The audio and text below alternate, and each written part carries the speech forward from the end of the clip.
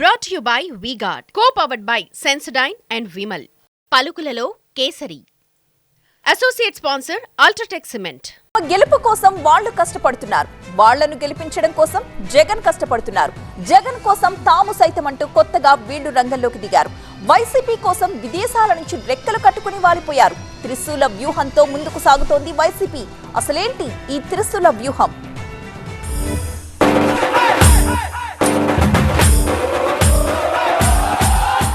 Local గా తమ గెలుపు కోసం వైసీపీ అభ్యర్థుల ప్రచారం. వాళ్ల గెలుపు కోసం సిద్ధం అంటూ జగన్ ప్రచారం.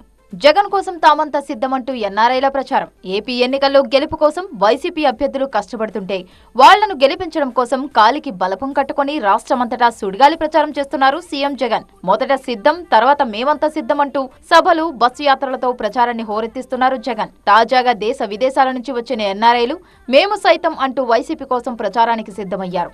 ప్రచార పర్వంలో త్రిశూల వ్యూహంతో ముందుకు దూకుతోంది వైసీపీ. సిద్ధం అంటూ జగన్ ప్రచారం చేస్తుంటే జగన్ గెలుపు కోసం తామంతా సిద్ధం అంటున్నారు ఎన్ఆర్ఐలు.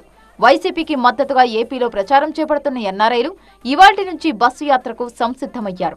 వీళ్లంతా బృందాలుగా విడిపోయి 4 బస్సుల్లో రాష్ట్ర వ్యాప్తంగా ఎన్నికల ప్రచారానికి సిద్ధమయ్యారు. వైసీపీకి ఓటు ఎందుకు వెయ్యాలో ప్రజలకు వివరిస్తారు.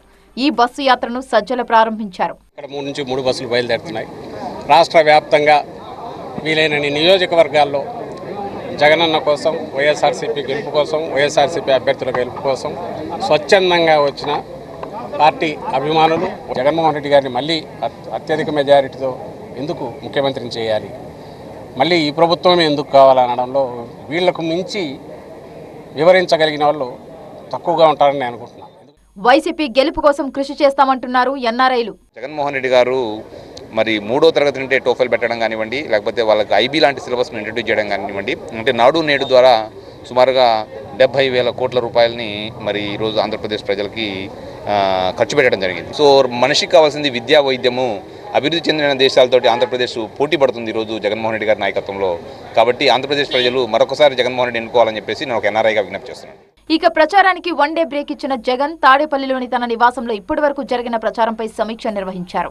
ఈ సమీక్ష తర్వాత మరింత ఉధృతంగా ప్రచారం నిర్వహించడానికి సిద్ధమయ్యారు. నిత్యం 4 లేదా 5 నియోజకవర్గాలను కవర్ చేసే విధంగా జగన్ ప్రచారం ఉంటుందని వైసీపీ వర్గాలు చెబుతున్నాయి. ఇక శుక్రవారం 3 పార్లమెంట్ నియోజకవర్గాల పరిధిలో ఎన్నికల ప్రచారం చేయనున్నారు జగన్. ఉదయం 10 గంటలకు నరసాపురం స్టీమర్ సెంటర్లో జరిగే సభలో జగన్ పాల్గొంటారు. మధ్యాహ్నం 12:30 పెదకూరపాడు, క్రోసూరు సెంటర్లో సభకు హాజరవుతారు.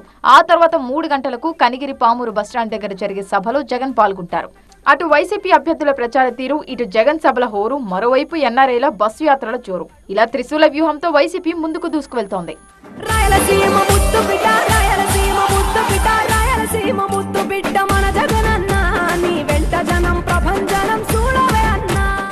Brought to you by V-Guard, co-powered by Sensodyne and Vimal.